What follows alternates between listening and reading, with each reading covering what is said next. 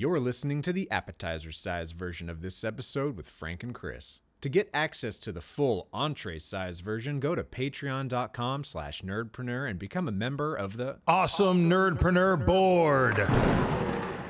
Now enjoy the episode. Keep it nerdy.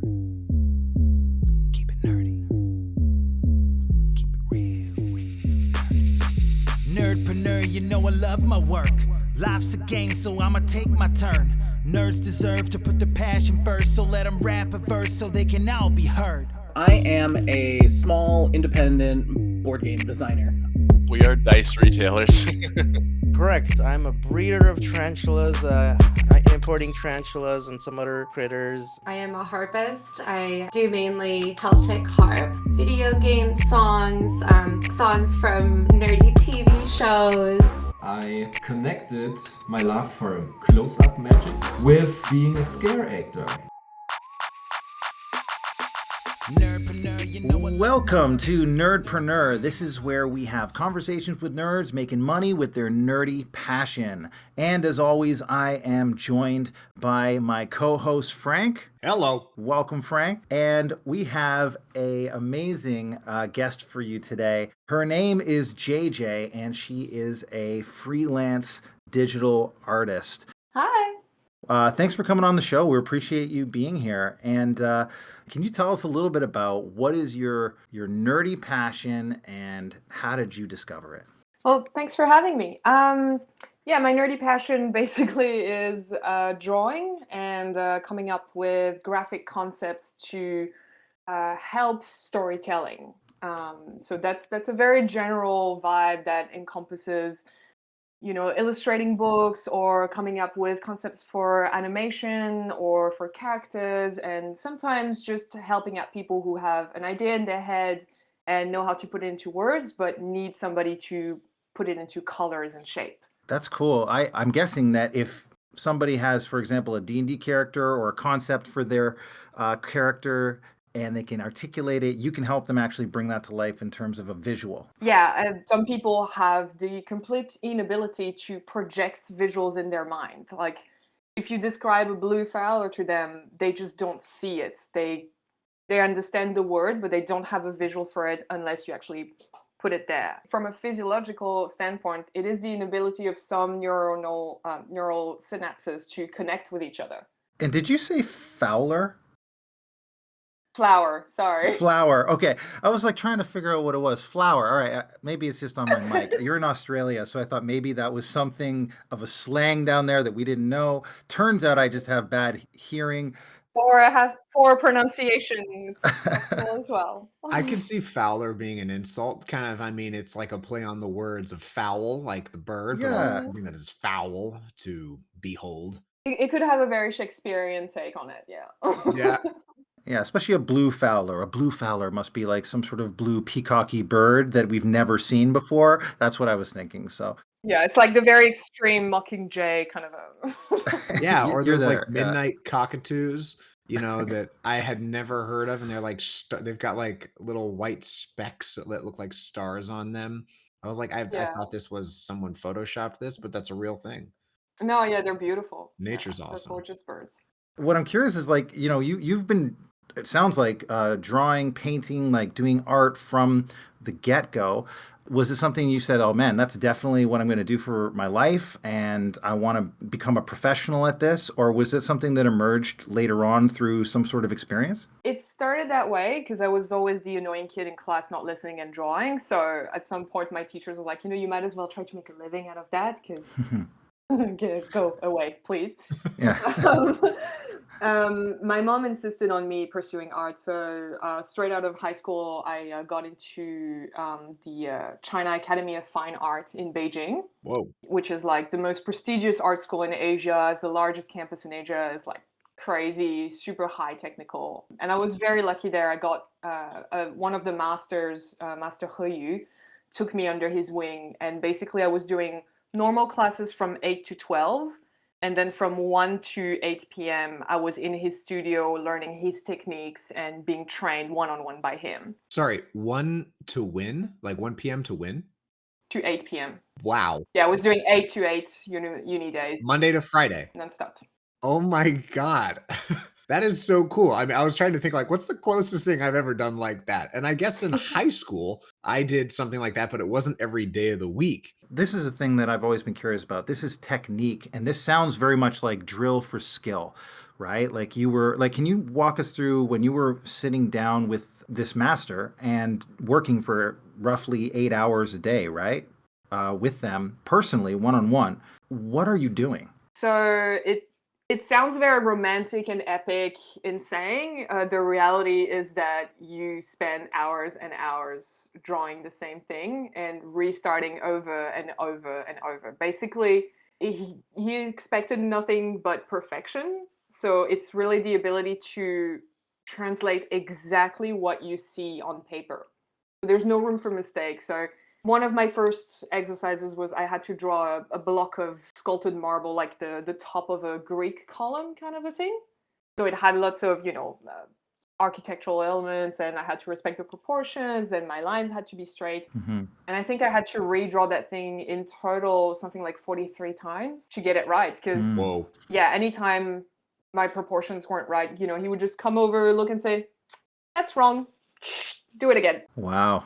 Truly, I went to school, but my teachers didn't tell me much except for that's Right. wrong, that's right. It was just drilling all day. Right. Yeah, that repetition. I see what you mean. That's really, as someone who has very little like pen to paper kind of art skill, and when it comes to drawing a visual, that's interesting to hear.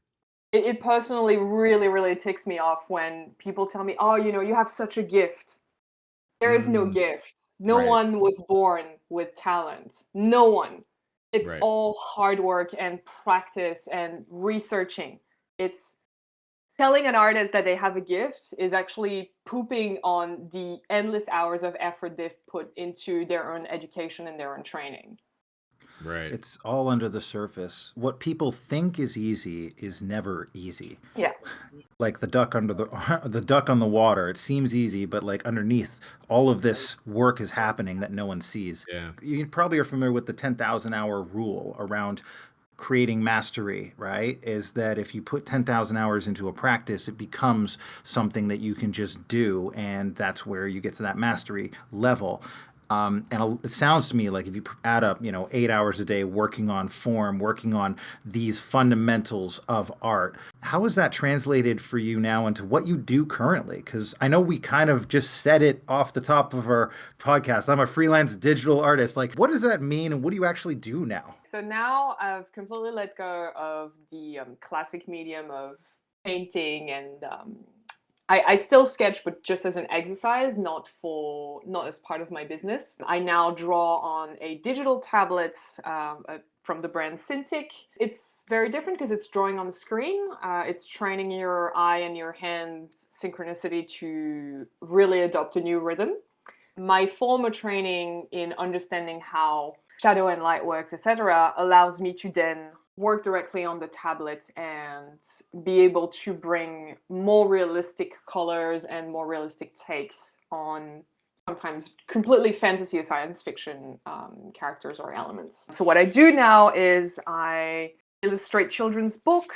I do a lot of storyboarding, which is translating a script from a TV show, an animation, a movie into actual images, like a rough comic book of what the movie is going to look like. It's also coming up with character concepts for same TV shows and movies, saying, oh, the main character is a really cool dark guy. It's like, okay, but you got to help your casting director. What does the really cool dark guy look? What do you mean dark? Is it skin color? Are we talking vibe? Are we talking eyes? Are we talking, Mysterious. Does he wear edgy clothing? Exactly.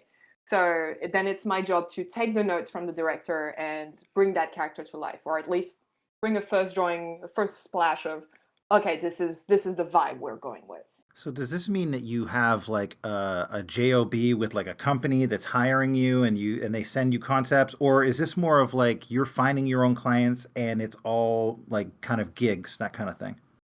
So the reality is that it's a little bit of both. I do have 2 studios that I work with regularly that really appreciate my my speed and my delivery, and they keep coming back to me with different concepts and different projects. And then when work is a little bit more slow, then I have to prop up other clients, send my portfolio, or post online that my commissions are open and I'm looking for clients. There's so many people in the D&D space that are artists and probably are, what you would consider amateur, but just because they're not necessarily getting paid regularly, it doesn't mean they're not good. There are many great talented artists out there, but just aren't necessarily finding a way to make money with that. Absolutely.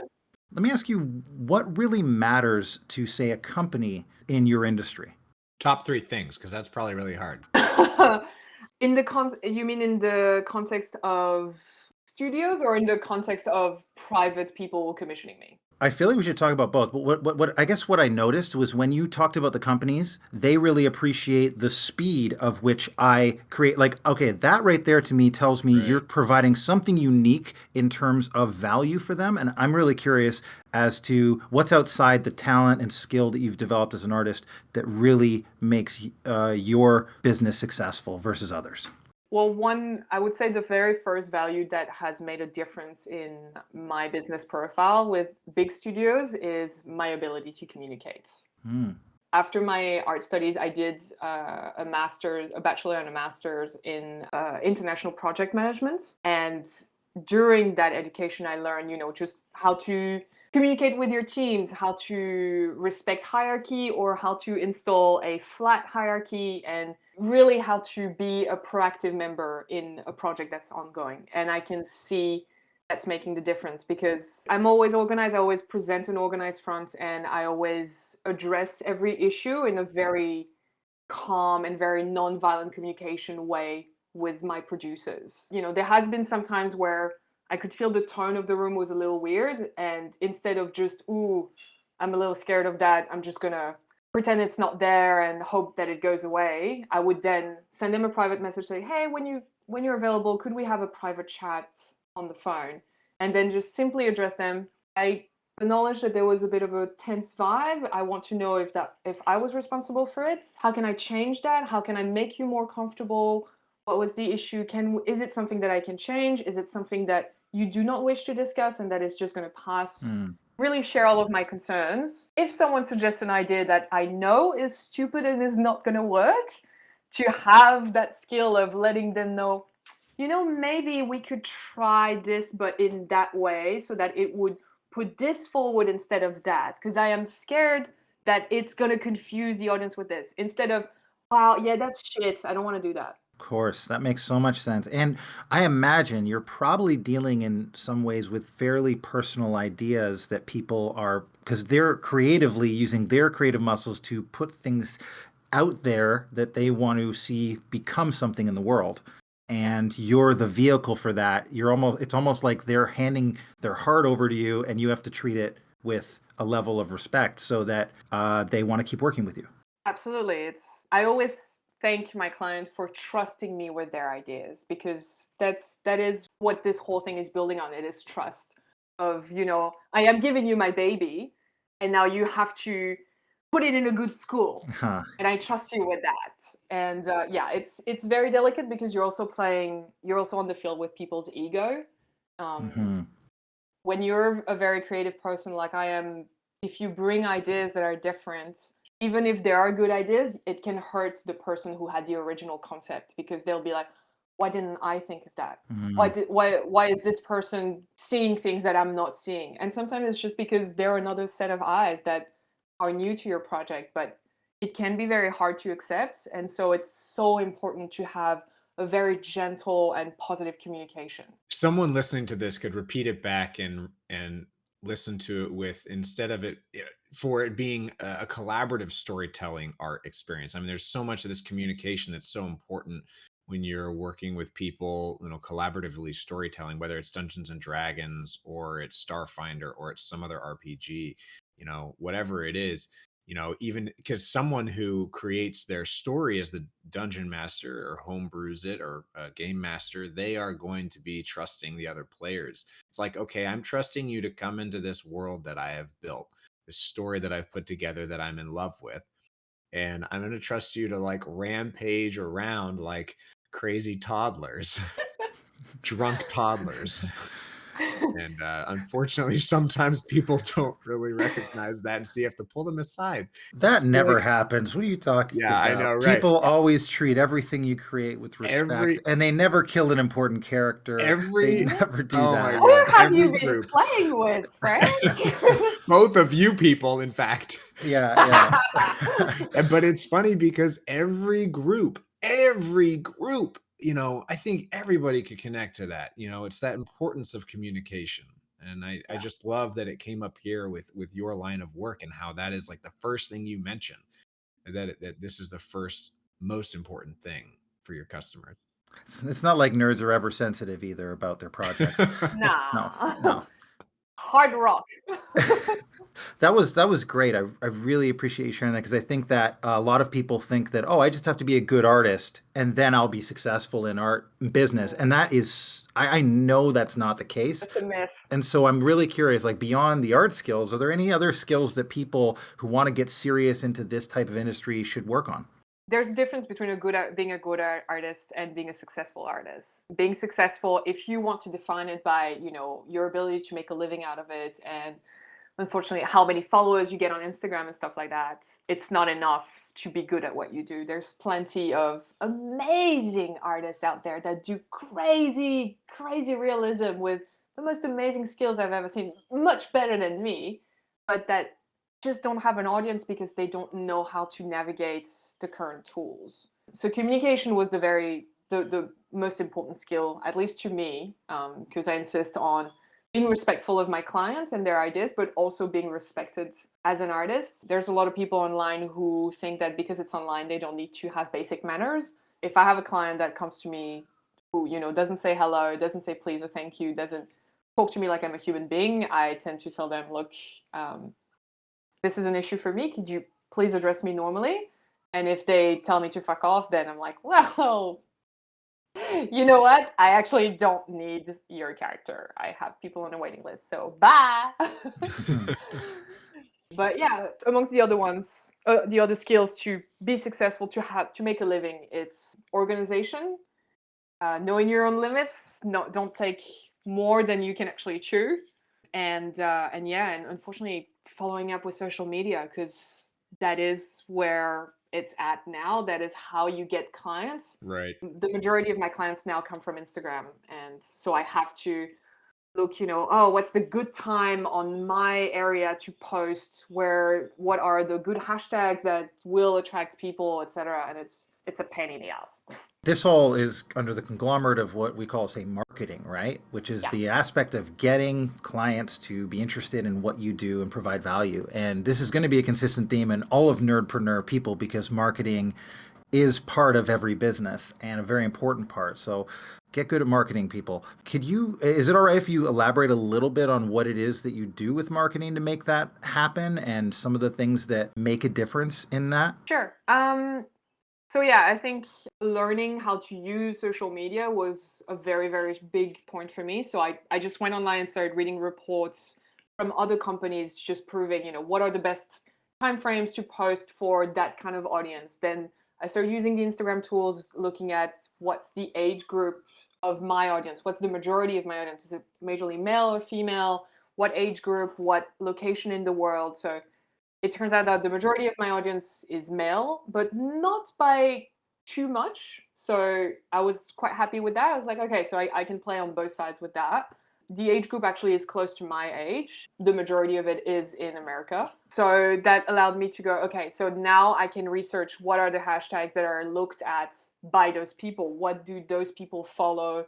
What time do those people look at their Instagram? And I had to just adjust my posting with that. So now I make posts ahead, and I only click on actually posting them out when it's the perfect timeline to hit as many people as possible. How often do you post? I used to post every day until I got enough regular clients that now I don't feel that I have to do as much effort. I've gotten to that wonderful, wonderful position where I can actually pick my clients, and I don't have to work as hard on my publicity because I have a bunch of very loyal people. which is absolutely wonderful. I'm very grateful for that. How long did it take to get to that point with your business? About a year. Wow. Yeah. Wow. Hold on. Hold on. We can't just pass over that. Oh, just a year. I mean, okay, first off, I honestly thought your answer was going to be, oh, my whole life. That whole like that concept. But and then you said a year. How did you do that? Because that's the truth. The thing is, I've been drawing my whole life, but I have never tried to make a business out of it up until a year ago. So simply because I honestly didn't believe I was good enough for that. I never had someone other than very close family or besties telling me, "Oh, but you're amazing." It's like, yeah, but your opinion doesn't matter because you're obviously biased. Until I started playing D&D and I started putting stuff out there on a couple of Discord chats and a couple of Instagram feeds, and I've had some people reach out and say, "Hey, I really love what you do. Would you do you take commissions?" I was like, "Oh, there's actually people interested in what I do. That's amazing." You found an audience, it sounds like. You kind of I like did. I found my tribe. because your tribe. You did just explain how you did a lot of research into your audience, but did you stumble onto this before you did that research? No. So no, you pursued it, and then people Yeah. started to, and then you were like, hey, I hit the mark, right?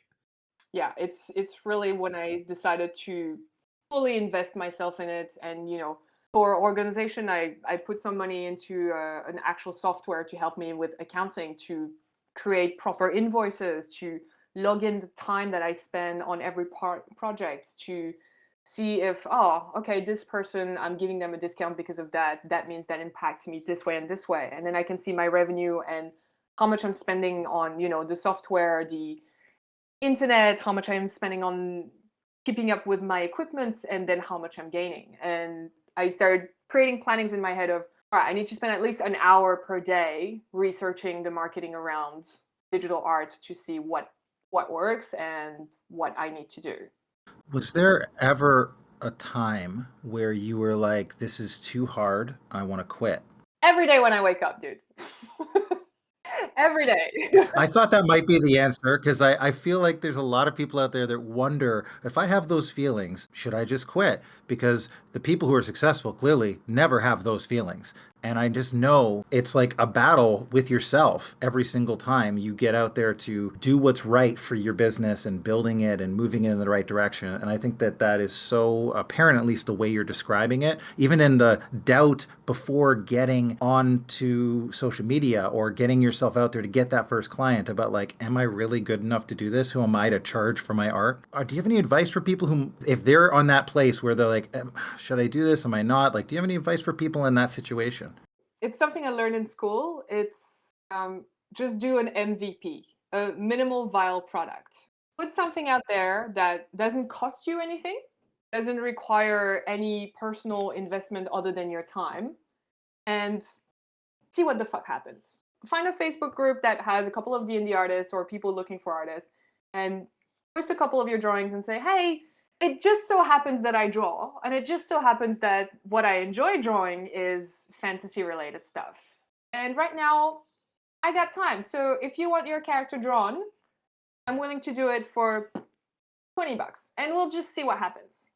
And if it works, awesome. Keep going at it. Keep upping your price until you get to a point where it's actually viable for you.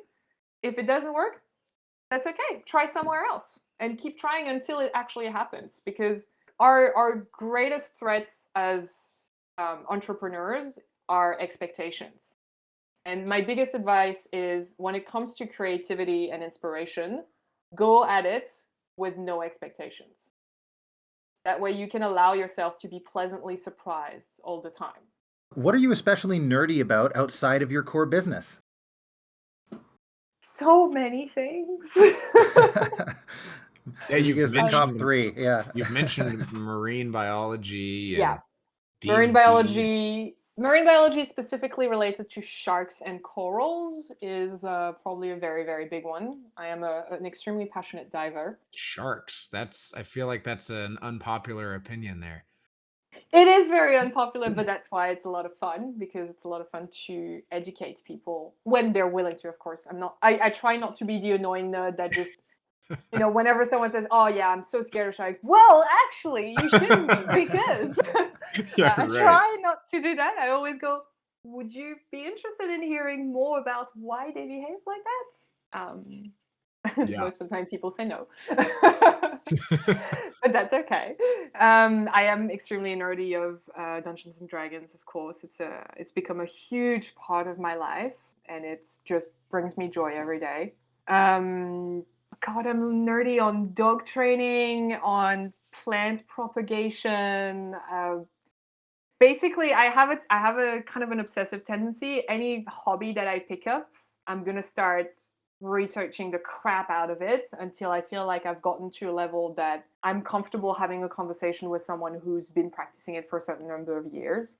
Yeah, it's very easy for me to turn things into obsessions. That's a great standard to have, actually. If being able to hold a conversation with someone who's been doing this for a number of years. That's great, as opposed to like some people go down the rabbit hole and they just don't know when to stop, like myself. I mean, sometimes you don't need to stop. Sometimes it's a good thing that you don't stop, because that's how hobbies become passions, and passions then become craft, and then you end up being interviewed on Nerdpreneur. So it can happen to you, people. It can happen to you. Do you want to do the random roll question? Yeah, let's I know do it. You usually introduce that one. Yeah, so here's where things are a little less serious and a lot more fun. At least for me. They probably will be for you as well. But so what we're going to do is you're going to roll a D100. We're going to do this about 3 times, but we'll do one at a time. But just so you know, these are some questions that'll be determined based on your rolls. So go ahead and give me the first one if you... I'm sorry, I forgot to prepare my dice. Let me just grab, because I have... You have to bless them and all that. Yeah. I also did get, new fancy dice for Christmas, so of course... Well, you gotta describe them a little bit. I know. I got some absolutely magical dichroic glass dice. Ooh, they're glass? Yeah, they're made of glass, but it's like a prism. They refract cool. the light in lots of... They look like actual wizard dice, which is awesome. That sounds wicked. I'm gonna talk to our dice sponsor about if they got those, and if they do, we're gonna promote the heck out of that, because that's very, very cool. Okay, so yeah, D100. Yep. Go for it. All right. 101. Or what? 1? 101 on a D100? So I guess that was an 11. That was an 11. There we go. All right, an 11. Sorry. Okay. If you could heighten one sense but lose another, which 2 would you choose? That is really, really, really tricky. Especially as an artist, I'm sure. Yeah. There are some things that I can't afford to lose. I guess I would lose my sense of smell, but if I can keep my taste, at least it's okay. Because food is life, guys. Yeah, it is. Mm-hmm. That's another thing I'm extremely nerdy about. And I guess I would heighten my vision. I wonder if you could heighten your taste enough to where it would make up for your smell, kind of like snakes. Isn't that the situation for snakes, where their taste is so heightened that that's how they smell? Yeah, they smell with their tongue, basically. I think that's hard. That sounds familiar. It sounds right. Someone will correct us, and that'll be good. That'll be educational. I'll appreciate that. All right, let's do another D100. Yeah, go ahead. Roll another D100, please. So that's 51. Okay, if you got the Beth choice to explore the Rick and Morty universe, would you take it? Do you know what that Beth choice is? Unfortunately, I have never watched Rick and Morty. Me neither. Okay, well, the Beth choice is, all right, we get to give you a clone robot of you that just takes over your life and exactly mimics who you are, but the real you gets a portal gun and all the possibility in the universe to go explore various galaxies and go anywhere else in the universe and do that. Would you take that choice? would I have the opportunity to then come back to my normal life, or do I have to explore forever? You don't have to explore forever. Beth can come and go as much as she wants, but essentially you have all the possibility of the universe, but it does take away time in your life, right? Because you have limited time. So That's a good question. I don't think so, actually. I do have the curiosity for it, but at the same time, approaching it from an extremely logical mind aspect, the odds of me surviving multiple universes are pretty small, and I'm actually pretty happy with the life that I have now and the people that are around me, and I would hate for them to live a life surrounded with me as a robot. I don't think I would be willing to risk the life that I have right now just for the satisfaction of curiosity. I'm really glad that question came up because this is the first time that question has come up. And one of the reasons I put it in there is because I think if we're interviewing people who really like their life and are pursuing their passion, that question will be harder for them to say, yeah, totally, I want to leave. Tell you what, though, I would sell that portal gun. Yeah, make some money, right? to the CERN Super Collider team in Switzerland, and then buy myself a nice villa and live the life. Wow. Why not? Should we do one more, or should we move to rapid fire? Let's do rapid fire. Yeah. Okay. Yeah, these are rapid fire questions, so it'll be things like DC or Marvel, and you'll just say which one you like more, or we don't need long answers, just quick ones. Quick and silly. Laser tag or paintball? Laser tag.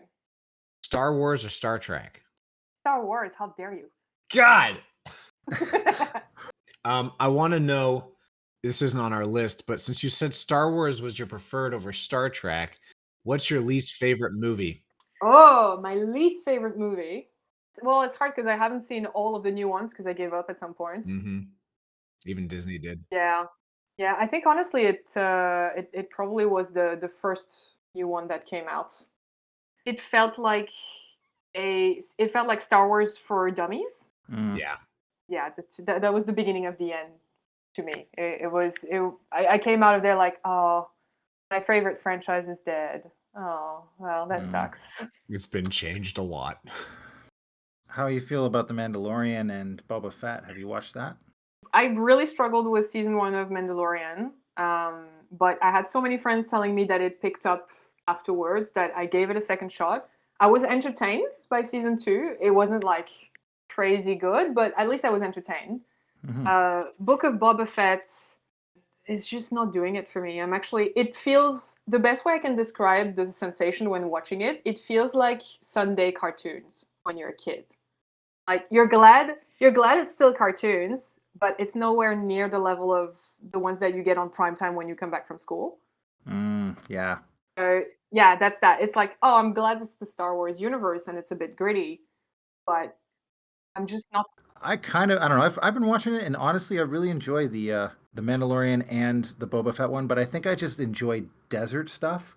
So anything that's in a desert planet, I'm kind of into, and also it's all like gangster related. I don't know. That's right up my alley for some reason. You really are. That's just where I like to live in my fantasy worlds. Is like deserts and gangsters and Mad like Max or Dune. Mad Max, all of that. That's just my wheelhouse. I'm gonna assume that Dune left you with the biggest nerdgasm ever. I may have written a rap song about it and produced that and put it out in the anticipation of the movie. I may have done a few obsessive things with Dune and may have also dragged many people to it that were not that into it at all, but now they are equally not into it, but they sat through it. Yeah, Nerdgasm's putting it lightly. He had more of he had a forced orgy. That's more of what it was, where he just said, "These people are going to join me. Dune is going to be fun." I'm so happy. I still think it should win an Oscar, from the soundtrack right through till everything that was done about it, and yeah, it's awesome. If I may, from both soundtracks. Yeah. Because the alternative one is just as amazing. Yeah, I mean Hans Zimmer is just like next level on that. He should get an Oscar for this, hands down. That's my opinion. I don't think Easily. any other movie, like if it hadn't been for the music, the movie would not have been as good. Just like John Williams did for the original Star Wars, like he did that for this Dune movie, and I recognize that it's very much like a Hans Zimmer selling this whole thing. In many ways, combined with the beautiful shots, of course, Villeneuve did a great job. But without that soundtrack, the whole thing would have flopped. So, and I mean, I'm obviously biased, but I have to point out also the quality of the concepts designs are amazing because to me, that's the very first time in my life that I'm watching sci-fi, and I don't feel like it's a copy of a copy of a copy. I felt like every spaceship, every suit, every armor, I was like, that's new, and I believe that's futuristic. It didn't feel like a fucking Marvel movie. It didn't feel like Star Wars. It didn't feel like every other big blockbuster movie that has come out in the last 10 years that I stopped going to the movies to see. It felt new in so many ways that I was just so excited. So I have to completely back you up on that one with the concept artist, because that's where it starts, and it was next level. So go see Dune, everyone. All right, now. Oh my God! If he's closing the episodes out with that every time. Sorry. We're gonna have to cut that on a couple of these, Chris. This will all get cut. Don't worry. Oh my God! But what won't get cut is our last little bit here with you. Where can people, JJ, go support you, find you, and even potentially hire you? For the general public, I can be found on Instagram at JJ Art Creation, singular. Shoot me a DM. Sometimes it takes me a little bit to answer, but I try to check it at least once a day. So always glad to start up a chat, even if it's not commission related, even if you just want some advice or want to, do an art exchange. I'm always up for those. I'm also on Twitter, but I really suck at that. So the feed is very often inactive for multiple months, so don't expect too much out of me. But you can contact it. But it is me, and you can contact me through it. Same thing at JJ Art Creation. You can find me on my website, jjartcreation.com. Super easy. And of course, you can support me through Patreon. Patreon/JJ Art Creation. You can get behind the scenes little peeks. You get first preview of all of my work. You get big announcements on all the projects that I'm working on, for as much as I'm allowed to talk about.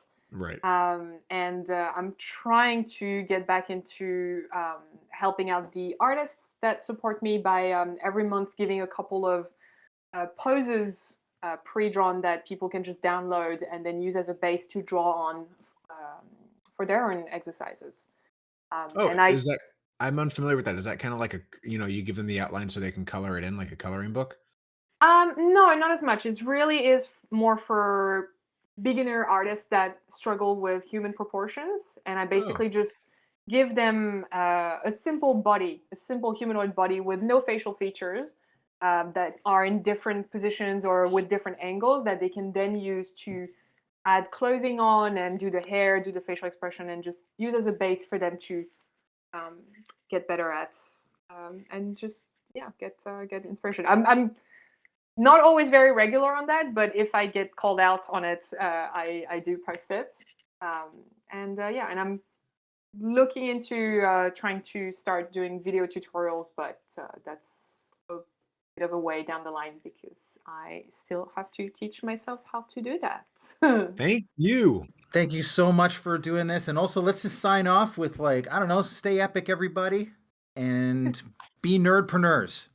We're still figuring out our sign off. I don't know what it's going to be. Nerdy and find and pursue those passions. Oh, JJ, what was it you said about instead of being ready for it to come to you, it's about going out and making that opportunity happen? Opportunities are created. They're self-created. They don't fall in your lap. Yes, opportunities are created. They don't fall in your lap. I love that.